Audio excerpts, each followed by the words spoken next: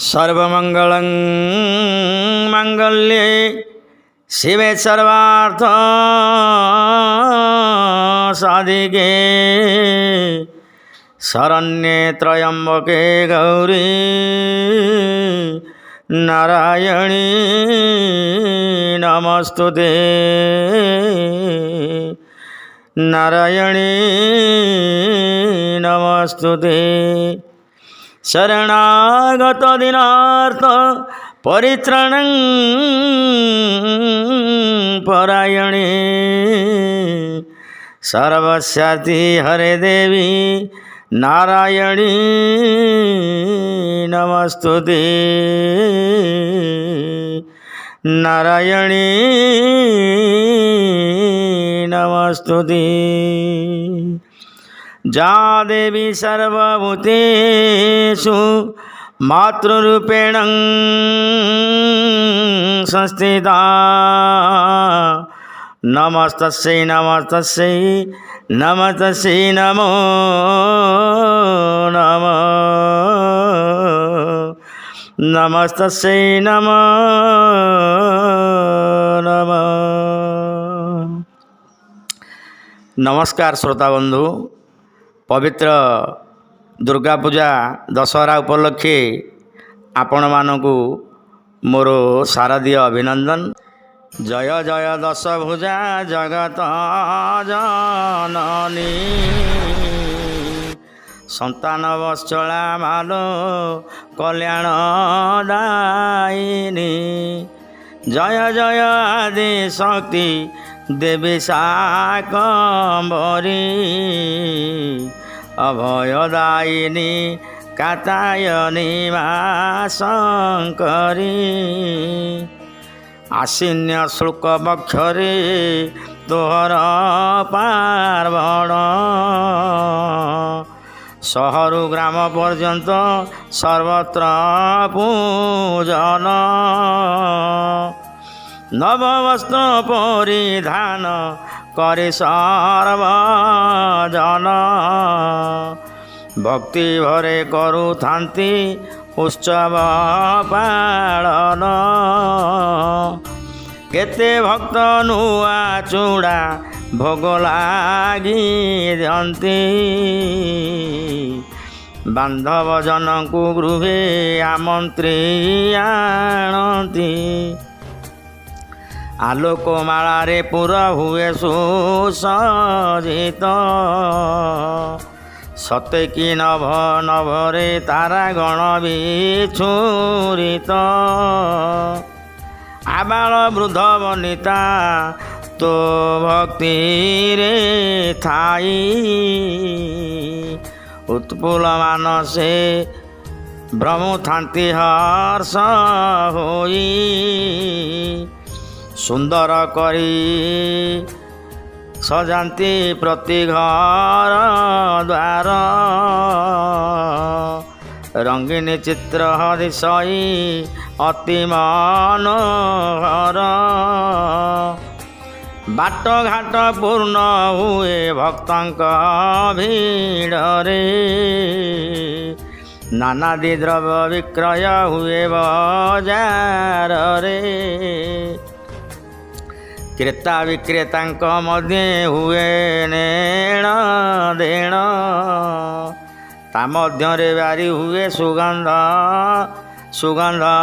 महक घृताहुति मंत्र ध्वनि बरे जे पुलक केते जे वंदना पड़ी पूजक गोसाई निजकु समर्पितांती न्यूछाकी होई मातृकृपा ही केवल विश्वास रखी तो पूजारे लगी थांती सकल उपेक्षी काय मन वाक्य तोते करी समर्पित आवेग उत्सुक तोर साजंती भक्त ଦଶାନନ ବଳୁ ବିଜୟ କରିବାର ପାଇଁ ଲଙ୍କାରେ ତ ପୂଜା ଆରମ୍ଭିଲେ ରଘୁସାଇ ଶାରଦୀୟ ଦୁର୍ଗା ପୂଜା ସେଦିନୁ ଆରମ୍ଭ ତୋ କୃପାରୁ ରାମ ଭଗ୍ନ କଲେ ତାର ଜୟ ଶରତରେ ଆଶ୍ଵିନ୍ୟର ନବରାତ୍ରି ପୂଜା ନବରୂପୀ ନବ ନାମୀ ଦେବୀ ଦଶ ଭୁଜା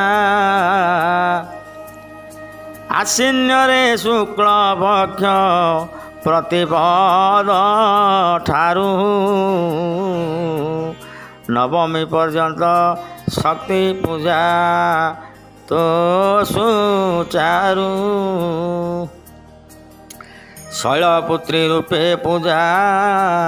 ପାଉ ପ୍ରଥମରେ ବ୍ରହ୍ମଚାରିଣୀ ନାମ ଯେ ଅଟେ ଦ୍ୱିତୀୟରେ ତୃତୀୟରେ ଚନ୍ଦ୍ରଘଣ୍ଟା ନାମ ତୋତେ ତୋର ଚତୁର୍ଥ କୁଷ୍ମାଣ୍ଡ ବୋଲି ପୂଜା ହୁଏ ତୋର ପଞ୍ଚମରେ ସ୍କନ୍ଦ ମାତା ତୁହିଲୋ ଜନନୀ ଷଷ୍ଠେ କାତ୍ୟାୟନୀ ଚତୁର୍ବର୍ଗ ପ୍ରଦାୟିନୀ ଯୋଗ ନିଦ୍ରା ମହାକାଳୀ ତୁହିଲୋ ଜନନୀ କାଳରାତ୍ରି ନାମ ତୋର ସପ୍ତମରେ ପୁଣି ଅଷ୍ଟମରେ ମାତା ଗୌରୀ ସ୍ୱାମୀ ସୁହାଗିନୀ ନବମରେ ସିଦ୍ଧିଦାତ୍ରୀ ସିଦ୍ଧି ପ୍ରଦାୟିନୀ ଏହିପରି ନବଦିନେ ହୋଇ ନବ କାନ୍ତି ନବରାତ୍ରେ ବନ ଦୁର୍ଗା ପୂଜିତା ହୁଅନ୍ତି ବିଜୟା ଦଶମୀରେ ତୁ ଦେବୀ ଦଶ ଭୁଜା ଅଭୟ ବର ଦେଉ ତୁ ଶକ୍ତି ସ୍ୱରୂପିଣୀ ଦଶହରା ପର୍ବଲ ଯେଉଁମାନେ ପାଳିଥାନ୍ତି ସକଳ ଦଶାରୁ ସେହୁ ମୁକ୍ତି ଲଭନ୍ତି ମିଳିମିଳା ହାଡ଼ ଫୁଟି ବସନ୍ତ ଲକ୍ଷଣ ଏ ଋତୁରେ ନାନା ରୋଗ ହୁଏ ଦୃଶ୍ୟମାନ ତହୁ ବର୍ତ୍ତିବା ନିମନ୍ତେ ତୋହର ପୂଜନ ଦେବୀ ଭାଗବତର ଏ ପ୍ରାଞ୍ଜଳ ପ୍ରମାଣ ତୋ ପାଦରେ ସୁଲୋଚନା ରଖିଅଛି ମଥା ସୁଦୟା କରିଲେ ଗାନ କରିବ ତୋ ଗାଥା।